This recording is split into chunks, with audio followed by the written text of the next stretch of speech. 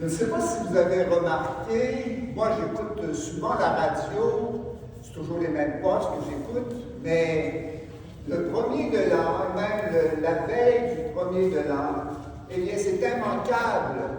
On va faire jouer de la musique, non pas de Noël, mais de la musique traditionnelle, de la musique folklorique, des chansons à répondre, on sait, on connaît, nous, puisque nous avons l'habitude, eh bien, c'est vraiment pour nous donner l'esprit de la tradition de notre foi, justement, qui célèbre ces réunions, ces rassemblements familiaux que nous faisons le premier de l'an.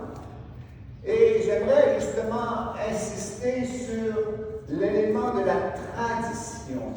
Vous savez, on fait beaucoup de choses par tradition, parce que la tradition, c'est important pour affirmer notre identité, qui nous sommes, collectivement, mais aussi personnellement, individuellement. Et je dirais que la tradition, pour donner une image, qu'est-ce que c'est que la tradition? L'importance de la tradition, c'est comme notre vie est comme un arbre. Hein? Et la tradition, ça se trouve dans les racines de l'arbre. Plus les racines de l'arbre sont profondes, plus les racines de l'arbre sont longues, et bien plus l'arbre a de l'avenir. Il va pouvoir résister au vent, aux tempêtes, aux sécheresses, tout parce que ses racines sont bien enfouies dans le sol, dans la terre. Et pour nous, c'est la même chose.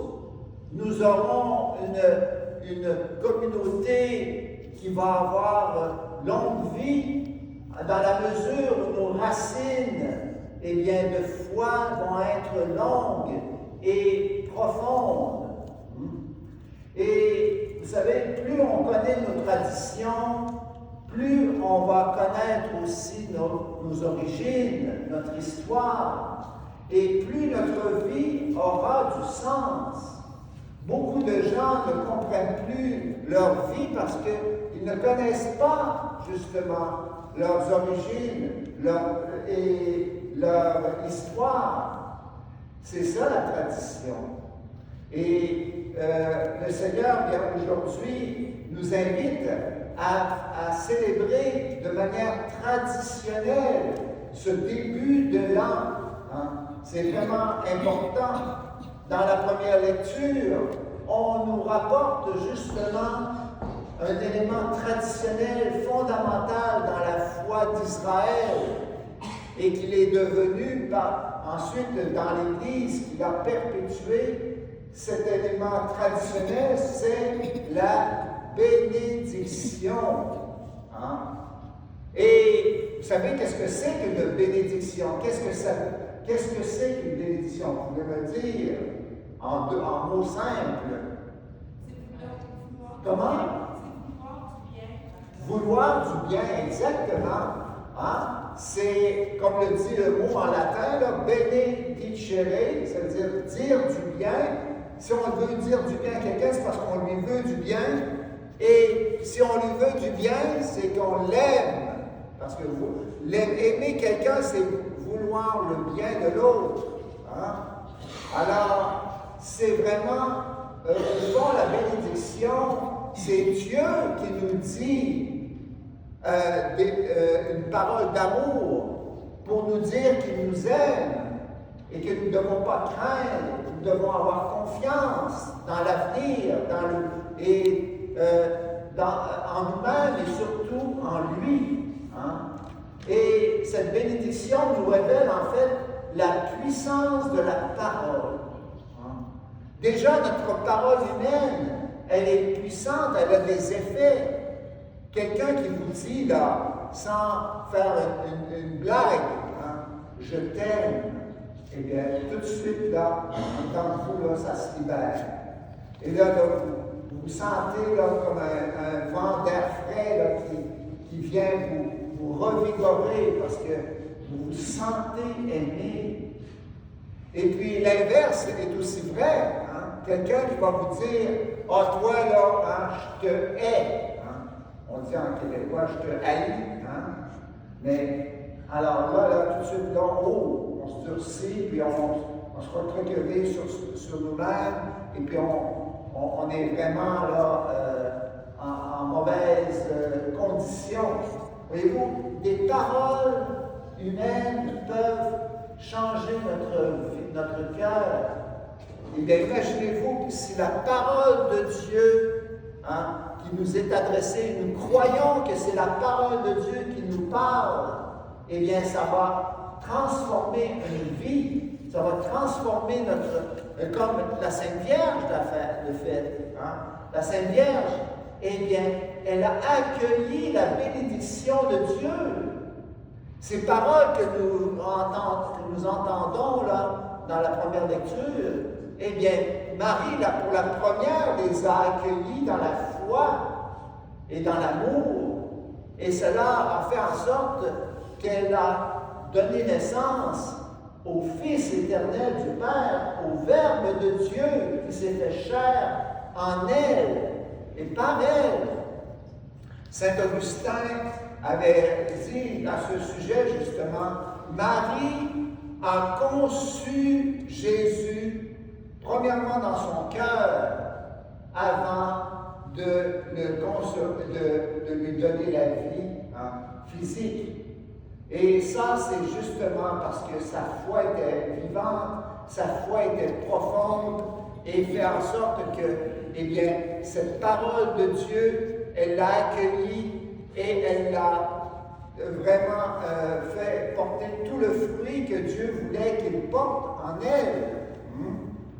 Et que le Seigneur te bénisse. On revient à cette parole de bénédiction que le Seigneur nous donne, pas seulement à Marie, mais à chacune d'entre nous. Il faut l'apprendre. D'ailleurs, que le Seigneur te bénisse et te garde. Que le Seigneur fasse briller sur toi son visage et te prenne en grâce. Que le Seigneur tourne vers toi son visage et t'apporte la paix. Moi, la première chose qui m'a frappé dans cette bénédiction, c'est que le Seigneur s'adresse à chacun de nous personnellement, individuellement. C'est toi que le Seigneur te bénisse et te garde, qu'il fasse briller sur toi son visage. Alors, c'est certain que Dieu, lui, est capable de s'adresser à chacun de nous individuellement, mais en même temps, il s'adresse à tout le monde, à toute l'humanité, parce qu'il aime tous les humains qui sont appelés à devenir ses enfants bien-aimés. Et Saint Luc va écrit, Marie, cependant, retenait tous ces événements et les méditait dans son cœur. Voilà le truc que la Vierge Marie avait, qui a permis justement qu'elle puisse porter du fruit en recevant la parole de Dieu, en recevant la bénédiction de Dieu. Elle retenait ces événements et elle les méditait dans son cœur. Vous savez que Marie, eh bien, sa prière, elle était complètement imbibée de la parole de Dieu. On en a la preuve. Sa prière qu'elle proclame avec tellement de joie. Mon âme exalte le Seigneur, exulte mon esprit en Dieu, mon Sauveur, le Magnificat. Eh bien, si les exégètes ont étudié cette prière du Magnificat, mon âme exalte le Seigneur, et c'est cousu de prières et de paroles de Dieu qui est tiré des prophètes, des psaumes, de toute la Bible, en fait. C'est signe que Marie est vraiment, elle méditait la parole de l'Ancien Testament et elle a pu en vivre justement dans son quotidien. Et Marie, bien justement, nous invite à faire comme elle. elle était, moi je dis, comme une image. Hein. Marie était comme une éponge. Elle absorbait chaque bride de la parole, chaque événement de sa vie. Elle les retenait en temps d'elle pour les méditer, les ruminer petit à petit et à petite goutte pour justement en tirer tout le sucre spirituel et l'amour de Dieu au fond et qui veut nous donner la paix. Et Marie était une femme de paix, c'est pour ça que nous célébrons Marie, Mère de Dieu, hein, le jour où on veut prier pour la paix dans le monde. Tout d'abord, avoir la paix dans son cœur, mais aussi la paix entre nous, dans nos familles et dans nos communautés, et dans nos pays, bien entendu. Et vous savez, cette parole de Saint Luc, hein, Marie retenait tous ces événements et elle les méditait dans son cœur. Saint Luc va l'utiliser 2 fois, cette parole-là. Au moment heureux où les bergers viennent partager la révélation qu'ils ont reçue de l'ange, que c'était le Fils de Dieu qui était apparu sur terre, mais aussi à un moment difficile, un moment dur pour Marie et Joseph. C'est quand Jésus est resté à Jérusalem, ils ont perdu l'enfant Dieu, l'enfant Jésus. Et à la fin de tout cela, quand Jésus leur a dit, mais vous ne saviez pas que je devais être aux affaires de mon Père? Et Saint Luc dit non, Marie et Joseph ne comprirent pas ce que Jésus leur avait dit. Et tout de suite après, elles vont retourner à Nazareth. Et là, Marie retenait tous ces événements et elle les méditait dans son cœur. Des événements difficiles, incompréhensibles. Bien, justement, Marie nous dit, eh bien, il faut que vous puissiez méditer ces événements-là, parce qu'il y a une grâce à travers nos épreuves, à travers nos difficultés, nos souffrances. Et c'est en méditant avec la parole de Dieu que nous trouverons une lumière, que nous trouverons un réconfort, que nous trouverons la paix au fond. Hein?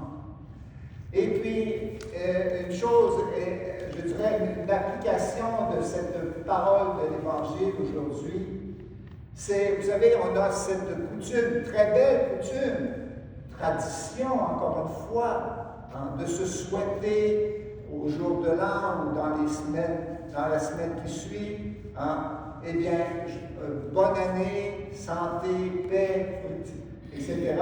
Tous les cadeaux qu'on veut pour nos frères et sœurs. C'est très bien, il faut conserver cette tradition. Mais, voyez-vous, il ne faudrait pas qu'on tombe dans un formalisme. Hein? On fait ça de manière un peu sans trop réfléchir, et puis on répète les mêmes paroles de manière un peu robotique. Hein? Alors, l'important, c'est justement de faire comme Marie, hein?